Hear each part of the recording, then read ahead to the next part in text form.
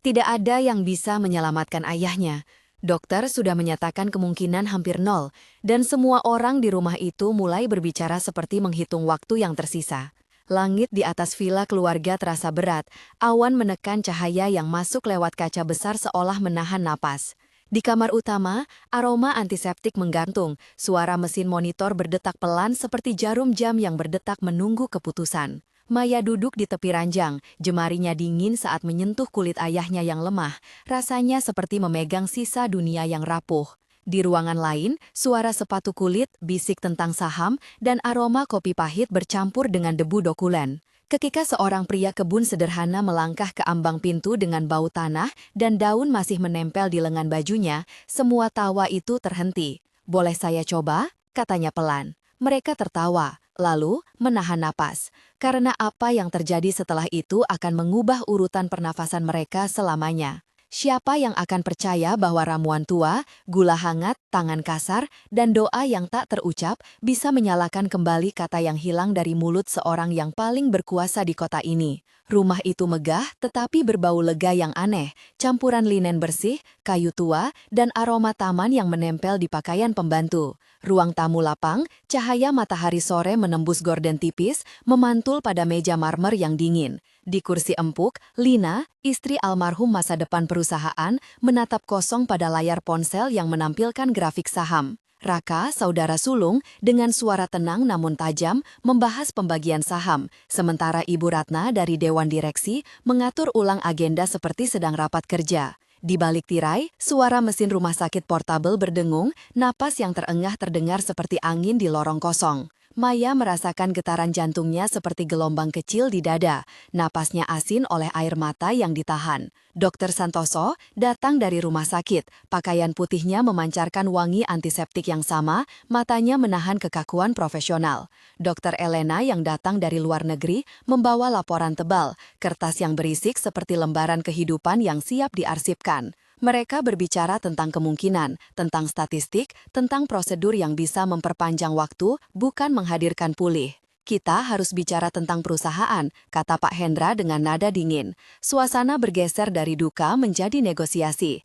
Aroma kopi yang tadinya menenangkan berubah menjadi pahit di mulut Maya, dan dinginnya marmer membuatnya merasakan kehampaan. Di sisi ranjang, Maya menatap ayahnya dengan mata yang panas, merasakan tekstur selimut seperti beludru yang tak lagi menghangatkan, merasakan bau minyak kayu yang pernah menjadi kenangan masa kecil mereka.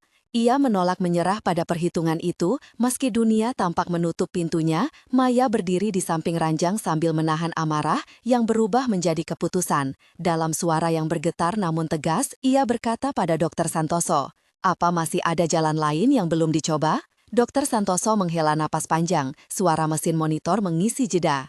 "Dari sudut medis konvensional, kami sudah melakukan semua yang bisa. Ada perawatan eksperimental, tapi resiko sangat tinggi."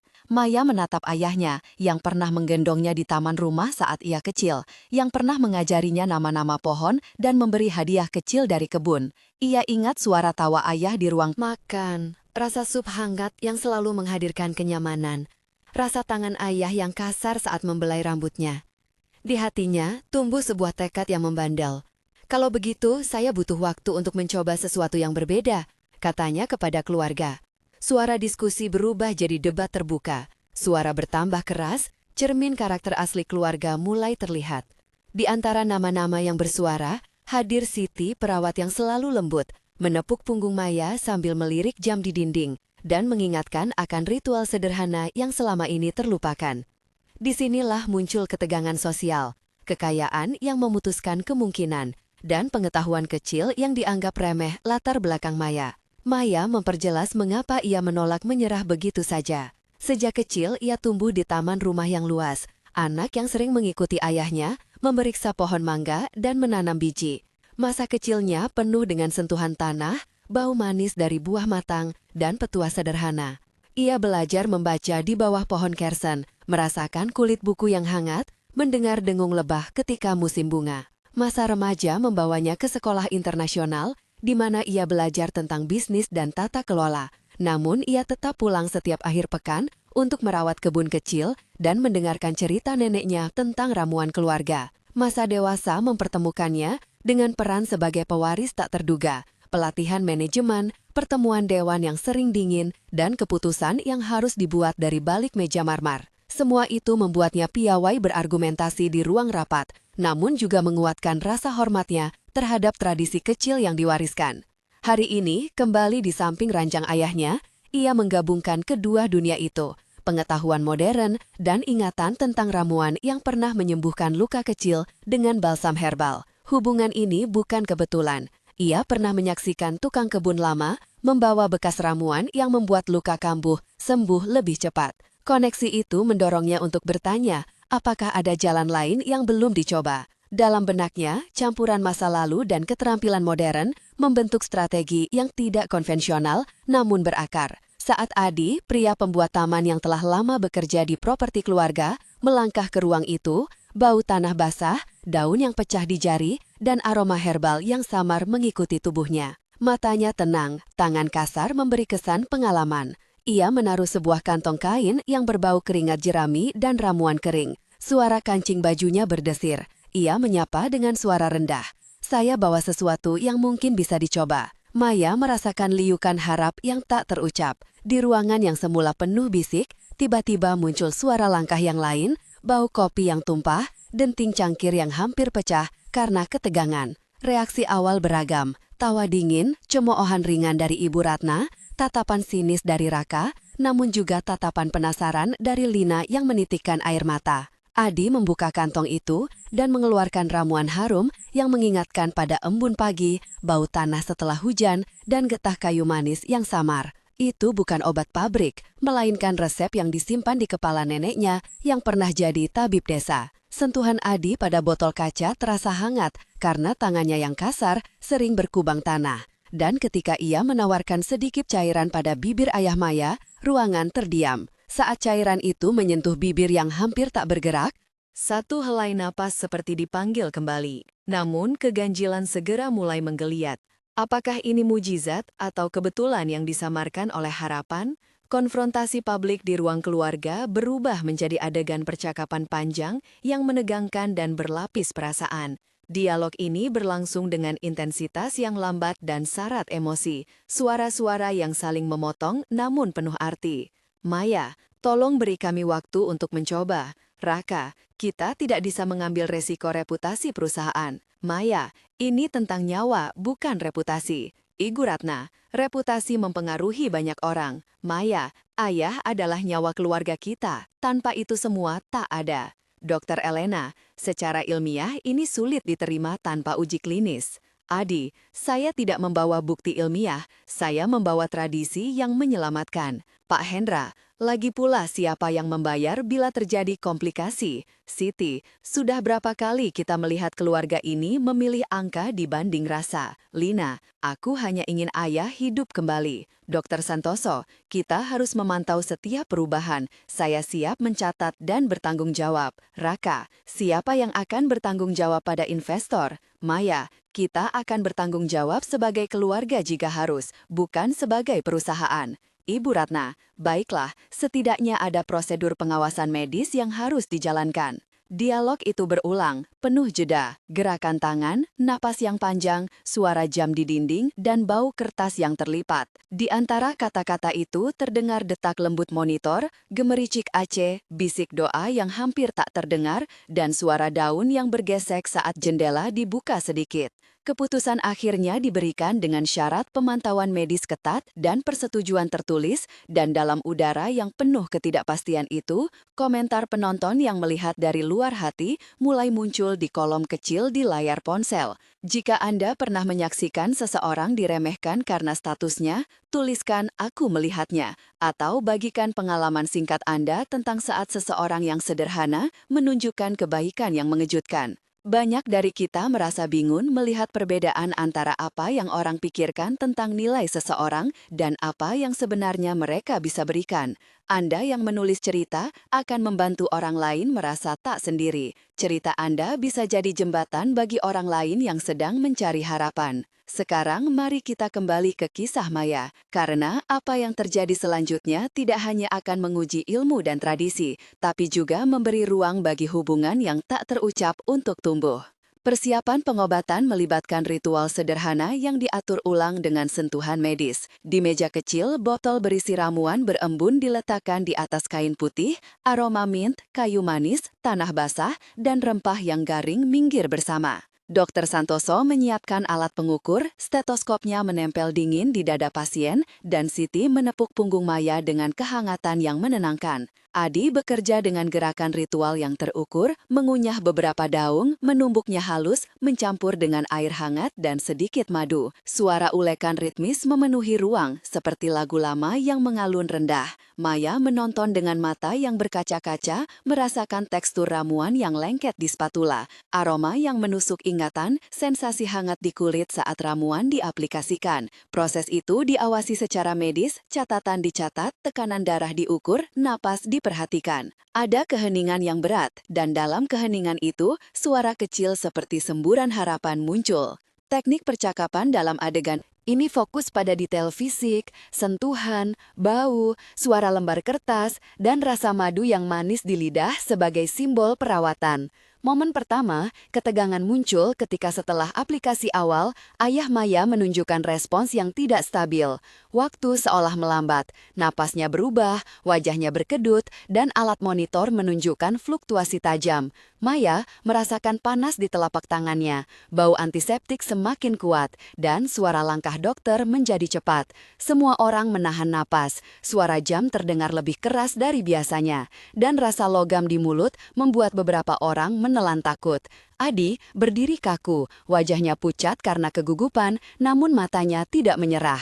Detik demi detik terlama itu terasa seperti halaman yang terbakar. Maya menggenggam tangan ayahnya hingga jemarinya memerah, merasakan kulit yang tipis, napas yang cepat, dan cairan basah di pipi yang mencampuri rasa asin. Namun, perlahan, setelah ketegangan puncak, napas mereda, dan sebuah bunyi kecil yang hampir seperti batuk berganti menjadi napas yang lebih stabil. Suasana berganti dari tuntutan krisis ke lega yang tercekik, dan bau tanah yang menempel pada tangan Adi seakan membawa kabar bahwa sesuatu yang tak terduga sedang bekerja. Perlahan, ayah Maya mulai menunjukkan tanda-tanda pemulihan kecil. Kata pertama yang keluar seperti butir-butir pasir yang menempel, suara serak namun nyata. Dr. Elena yang semula skeptis menulis catatan dengan tangan gemetar. Dr. Santoso mengukur tekanan darah berulang kali. Siti menyeka bibir yang kini sedikit basah, dan Lina menangis lembut sambil mencium dahi suaminya. Di koridor, kabar bergulir, wartawan mulai menanyakan kepastian, dan Ibu Ratna mencoba mengatur komunikasi publik. Reaksi publik beragam, beberapa memuji keberanian keluarga, beberapa mempertanyakan kredibilitas, dan beberapa orang berspekulasi tentang potensi kontroversi hukum. Nama-nama seperti Pak Hendra, Raka, Siti, Dr. Santoso, Dr. Elena, Adi, Lina, dan Ibu Ratna muncul di percakapan publik dan media sosial. Setiap orang membawa versi ceritanya sendiri. Di rumah, tiap langkah kecil dipantau, napas yang lebih panjang, senyum yang samar, bunyi sendok memecah sup hangat yang rasanya sedikit lebih manis daripada sebelumnya. Pulih itu bukan lari cepat, tetapi serangkaian kemenangan kecil yang membentuk kembali harapan. Momen ketegangan kedua terjadi ketika pojok perusahaan mulai merembes ke ruang keluarga. Investor menekan, laporan analis menyiarkan pertanyaan, dan Raka meminta agar langkah medis ini diarsipkan sebagai eksperimen pribadi. Di ruang rapat, suara pembicaraan rendah seperti gemerisik daun, tangan mengetuk meja marmer, parfum mewah menguar, dan cahaya lampu menggambarkan garis-garis wajah yang tegang. Maya menghadapi Raka, Ibu Ratna, dan Pak Hendra dengan suara yang tak goyah. Ia menjelaskan hasil pemantauan, menunjukkan grafik, dan berbicara tentang tanggung jawab moral. Di luar ruangan, guncangan media sosial bagaikan gelombang udara panas yang menempel di kaca, membuat semua orang mendengar dentum kecil yang mengganggu. Ada rasa logika yang beradu dengan rasa, dan dalam perdebatan itu terdengar aroma kopi pahit dan kertas yang dibolak-balik. Ketegangan memuncak saat keputusan yang harus diambil berpotensi mengubah struktur kepemilikan perusahaan. Seluruh perbedaan antara kepentingan dan kasih sayang kini terekspos secara publik, dan Maya menanggung beban memilih antara hati dan kepentingan. Hubungan antara Maya dan Adi berkembang pelan, seperti rumpun daun yang tumbuh merayap dari satu pangkal. Mereka berbicara seringkali dengan suara rendah, pertukaran kata yang sederhana namun bermakna, seringkali di pojok taman saat embun masih basah. Dalam adegan-adegan ini, dialog berlangsung panjang dengan keintiman yang tumbuh perlahan. Maya, kau tidak perlu menjelaskan ilmu itu. Adi, ini bukan ilmu, ini warisan, kami belajar dari tanah. Maya, tapi aku perlu tahu lebih banyak, aku tidak mau salah langkah. Adi, aku akan menunjukkan mana yang aman. Mengapa kau begitu yakin? Karena nenekku pernah menyembuhkan banyak orang sebelum kami ke kota. Apakah kau pernah melihat seseorang pulih total? Beberapa orang pulih, beberapa hanya lebih ringan sakitnya. Kami tidak mengklaim mujizat. Maya, aku takut membiarkan mereka mencibir kita. Biarkan mereka bicara, yang penting adalah napas yang kembali. Maya, aku tidak pernah menghabiskan waktu seperti ini sebelumnya. Kadang yang paling berharga ada di tempat yang sederhana. Maya merasakan hangat di dada saat tangannya bersentuhan dengan tangan Adi yang kasar, bau tanah yang familiar, tekstur kainnya yang kasar, suara daun yang berserak ketika mereka berjalan. Interaksi sederhana dan sentuhan kecil mulai mengubah kedua dunia itu, dari jarak sosial ke kedekatan yang tulus. Momen ketegangan ketiga adalah ketika publik mulai menuntut penjelasan ilmiah dan prosedur hukum, dan sebuah laporan sensasional mengklaim adanya pelanggaran etika. Suasana kota berubah panas, berita menyala, dan telepon terus berdenting. Di malam yang lembab, Maya duduk di taman melihat daun gemerlap oleh lampu halaman, mencium bau tanah dan herba yang kini seperti saksi hidup. Ia menerima ancaman hukum dan pesan yang menuduh manipulasi. Suara detak jendela terdengar seperti pukulan kecil di dada, dan rasa dingin merayap saat ia membaca pesan yang memotong.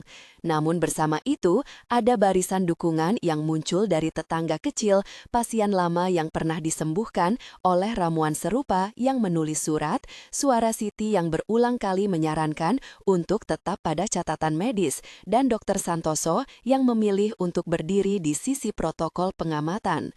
Konflik antara hukum, media, dan kemanusiaan menciptakan badai yang harus dihadapi bersama. Dalam badai itu, hubungan yang tumbuh antara Maya dan Adi diuji, dan mereka harus bersikap tegas di hadapan keraguan dan ancaman. Pemulihan terus berlanjut dengan ritme yang lambat namun pasti. Kata-kata yang dulu terjebak mulai menemukan jalan, dan ayah Maya bisa makan sup hangat yang rasanya mengingatkannya pada masa muda. Dr. Elena mengakui adanya fenomena yang memerlukan studi lebih lanjut, dan artikel-artikel ilmiah mulai menanyakan perincian tren perbaikan biologis yang tak terduga. Reputasi perusahaan berguncang namun tidak runtuh. Di komunitas, cerita tentang ramuan itu menyebar, dan beberapa orang datang dengan harapan, beberapa dengan curiga. Nama-nama yang dulu bersuara keras kini harus berdamai dengan efek nyata dari perawatan yang diberikan. Maya dan Adi sering berbagi senyum kecil di antara tugas mereka. Tangan mereka berdekatan saat menggenggam bibit baru yang mereka tanam di paman untuk mengenang proses penyembuhan. Dalam momen sederhana ini, ada bau tanah, rasa manis madu, suara daun, sentuhan jemari, dan pemandangan hijau yang menjadi simbol penghidupan. Epikolog menunjukkan hasil yang nyata sebulan, 3 bulan, dan 6 bulan kemudian. 1 bulan kemudian, keluarga merayakan hari kecil di mana ayah dapat duduk sendiri di beranda, wajahnya memerah karena angin, suara tertawanya mulai kembali meski pelan.